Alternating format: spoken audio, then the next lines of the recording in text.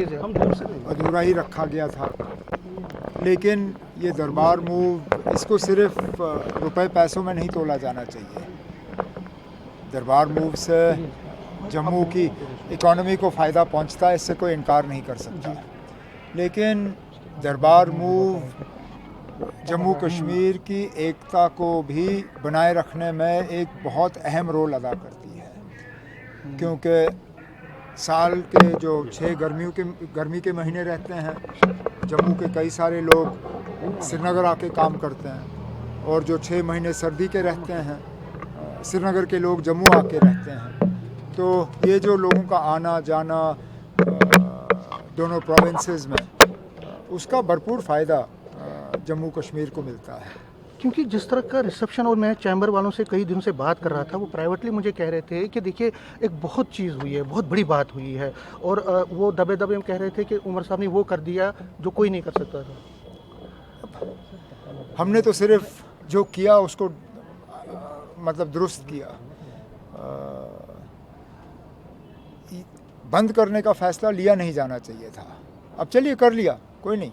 उस वक्त क्या मजबूरी थी, किन हालात में किया, मैं उसमें जाऊंगा नहीं। लेकिन मैंने बार बार ये कहा है कि ये दरबार मूव ये शेख अब्दुल्ला की विरासत नहीं है, ये फ़ारूक अब्दुल्ला की विरासत नहीं है, मेरी विरासत नहीं है। ये तो मुल्क को आज़ादी मिलने से बहुत पहले का सिलसिला था, हमने वही दोबारा शुरू किया और कुछ नहीं। सर, आपने अपना एक मैनिफेस्टो तो जो था, आपने दरबार में एक आपका एक पॉइंट था, उसके बाद क्या आगे? क्योंकि स्टेटहुड भी आप कह रहे थे। आगे करेंगे ना, अब आज ये किया, आगे और करेंगे। इससे पहले असेंबली रेजोल्यूशन के तहत हमने जम्मू कश्मीर के सियासी मसले के हवाले से बात की, कैबिनेट रेजोल्यूशन के तहत हमने स्टेटहुड के हवाले से बात की, बजट में हमने कुछ अहम ऐलान किए थे जम्मू कश्मीर के लिए।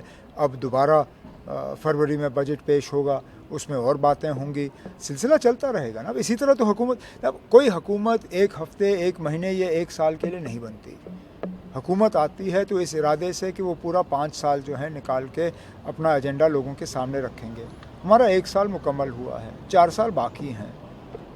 अब हम अपनी जगह ये कायम हैं कि जो हमने लोगों के साथ वादे किए हैं, उन वादों को हम पूरा करेंगे। क्योंकि फेसबुक पे देखते हैं या सोशल मीडिया पे तो गैस सिलेंडर लेकर लोग चल रहे हैं, गैस सिलेंडर नहीं मिले, वो रिजर्वेशन की बात कर रहे हैं, वो बिजली की बात कर रहे हैं। करेंगे ना। अब जैसे मैंने कहा, हमने कभी अपने मैनिफेस्टो में ये नहीं कहा कि आपको पहले ही दिन हम सारा कुछ दे देंगे।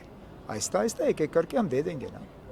बेचैनी क्यों है, क्या लगता है बेचैनी? अब ऑपोजिशन को बेचैनी नहीं होगी तो क्या होगा? वो तो बनते ही हैं, इसलिए वो पहले दिन से बेचैन हो जाते हैं। उनमें तो सब्र है नहीं, लोग सब्र कर रहे हैं। लोग सब्र कर रहे हैं, वो जानते हैं कि हर चीज़ को जो है पहले दिन नहीं किया जाता। लेकिन ऐसा भी नहीं है कि कुछ नहीं किया हमने। सर, जो सोशल वेलफेयर के जो स्कीमें हैं, उनमें जो हमने बढ़ोतरी की वो आपके सामने है। जो अपनी लड़कियों के लिए जो मैरिज असिस्टेंस है, उसमें जो तालीम की पाबंदी लगाई थी वो हमने हटा दिया। जो अपनी बहनों के लिए जो फ्री बस सर्विस का हमने करना था वो किया। बहुत कुछ किया है, आगे और करेंगे। सर, 2 सवाल है। महबूबा मुफ्ती ने आज पीआई लगाई है जम्मू हाई कोर्ट में, और वो प्रिजनर्स की बात कर रही है, जो बाहर के प्रिजनर्स हैं उनको लाने की बात कर रही है, उसमें वो खुद गई है वापस। ठीक है, अब मामला अदालत के सामने है। अब जब तक अदालत फैसला नहीं सुनाती तब तक कुछ नहीं होगा। अब तो इसका असेंबली में भी आप बहस नहीं कर सकते हो। अब तो ये अब इस चीज़ को आपने डिस्कशन के दायरे से भी बाहर कर दिया है। अब जब यही लोग असेंबली में सवाल लाने की कोशिश करेंगे या असेंबली में कोई रेजोल्यूशन लाने की कोशिश करेंगे, वहाँ स्पीकर साहब कहेंगे कि ये मामला अब सब जुडिस है। अब कब तक सब जुडिस रहेगा ये आप और मैं नहीं जानते, देखना पड़ेगा। लेकिन चलिए, उन्हें लगा कि शायद अदालत के ज़रिए कुछ हासिल हो सकता है, अब हम इंतज़ार करेंगे। So how you see the election, जो बड़गाम और जो नगरोटा के, आर यू कॉन्फिडेंट कि आप जीत लेंगे दोनों जगहों में? अब जीत की हम पूरी कोशिश लगाए बैठे हैं। एक हमारी अपनी सीट थी, एक सीट में हम साल पर पहले हारे, लेकिन उम्मीद करते हैं कि इस बार नगरोटा में भी हमारी परफॉर्मेंस ठीक रहेगी। क्योंकि बीजेपी ने एक चीज़ तो साबित कर दिया, जो मैं बार बार कहता हूँ, बीजेपी को ख़ानदानी राज से कोई इख्तलाफात नहीं है। उनको ख़ानदानी राज बिल्कुल पसंद है, लेकिन सिर्फ अपने ख़ानदान। जो ख़ानदान बीजेपी के ख़िलाफ़ हैं उनको ख़ानदानी राज सिर्फ उनमें नज़र आती है, और ये शुक्र है नगरोटा में दोबारा साबित हुआ। सर, रिजर्वेशन का जो इशू है, कल भी मैं आपके अपने एनसी के आपके अच्छे दोस्त से सुन रहा था, वो कह रहे हैं कि कुछ छुपाया जा रहा है। कुछ नहीं छुपाया जा रहा, छुपाने की बात ही क्या है इसमें। अगर हमने छुपाना होता हम इस मुद्दे को अपने मैनिफेस्टो में लाते ही नहीं। नेशनल कॉन्फ्रेंस ने जब ये मुद्दा मैनिफेस्टो में लाया तभी जाके इस पे बातचीत शुरू हुई, नहीं तो आप में से कौन इस पे बात कर रहा था? जो आज इन ओपन मेरिट वालों के बड़े हमदर्द बने हुए हैं, ये थे कहाँ पे जब तक नेशनल कॉन्फ्रेंस ने इस मामले को अपने मैनिफेस्टो पे नहीं लाया। कैबिनेट की सब कमेटी बैठी और मैंने कहा आप लोगों को, कैबिनेट सब कमेटी ने अपना रिपोर्ट पूरा किया है, वो रिपोर्ट हमें दी गई है और हमारा पूरा इरादा है कि जो सुप्रीम कोर्ट का मैंडेट है कि 50% से ज़्यादा रिजर्वेशन नहीं होना चाहिए, हम जम्मू कश्मीर के रिजर्वेशन लेवल को सुप्रीम कोर्ट के लेवल पे, इसमें अगर छुपाने की बात होती तो हम करते ही क्यों? हम खामोश रहते जिस तरह ये लोग रहे थे। जो लोग आज मतलब इन चीज़ों पे बात कर रहे हैं, नेशनल कॉन्फ्रेंस की हुकूमत बनने से पहले ये बात क्यों नहीं कर रहे थे? जो मेरे घर के बाहर आके एहतजाज करते हैं, उन्होंने कभी राजभवन के बाहर एहतजाज किया? हमारी हुकूमत तो बने 1 साल हुआ ना, लेकिन ये रिजर्वेशन का सिलसिला उससे पहले शुरू हुआ। तब कहाँ थे इनके प्रोटेस्ट और एहतजाज और ये सब चीज़ें? ये तब जाके इनको हिम्मत आई जब हमने अपने मैनिफेस्टो में ये मुद्दा रखा।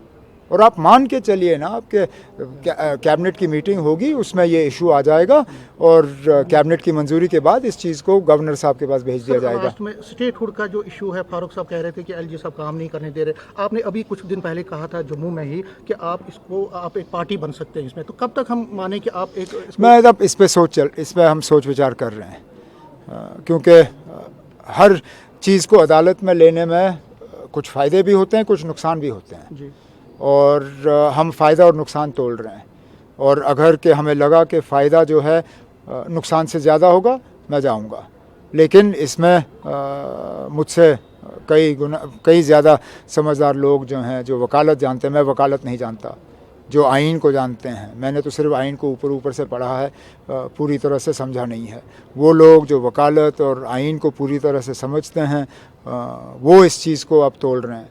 उनकी जो राय होगी, उनका जो मशवरा होगा, उसके बाद हम फैसला करेंगे। लास्ट में फुलर पैकेज कितने लास्ट करोगे ना? 5 तो लास्ट हो गए। पैकेज अभी पेंडिंग है, कब तक आप प्राइम मिनिस्टर से क्या चाहेंगे? हमने अपना मेमोरेंडम जो है वो भेज दिया है गवर्नमेंट ऑफ इंडिया को। डैमेज का असेसमेंट हमने किया है। इसमें एक बात तो उभर के सामने आई कि इस फ्लड्स में 2014 के मुकाबले इस बार जम्मू को नुकसान ज़्यादा हुआ है कश्मीर के मुकाबले में। 2014 में हालात बिल्कुल अलग थे, कश्मीर में ज़्यादा नुकसान हुआ था, जम्मू में कम। लेकिन अब हमारा मेमो जो है तैयार होकर गवर्नमेंट ऑफ इंडिया को भेज दिया गया है। उम्मीद करेंगे कि उस पर गौर करने के बाद फ्लड रिलीफ का एक पैकेज जम्मू कश्मीर को मिल जाएगा। ओके।